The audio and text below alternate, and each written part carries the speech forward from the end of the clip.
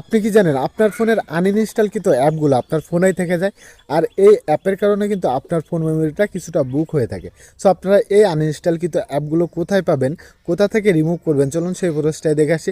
তার আগে আমার এই আইডিটাকে ফলো দিয়ে রাখতে পারেন। এমন সব ইম্পর্টেন্ট টিপস অ্যান্ড ট্রিক্সের ভিডিও কিন্তু আমি প্রতিনিয়ত দিয়ে থাকি, যা আপনাকে পরবর্তীতে অনেক কাজে আসতে পারে। তো শুরুতে আপনারা আপনাদের প্লে স্টোরে চলে আসবেন।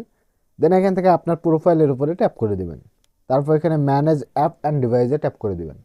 তারপর এখান থেকে ম্যানেজে ট্যাপ করে দেবেন।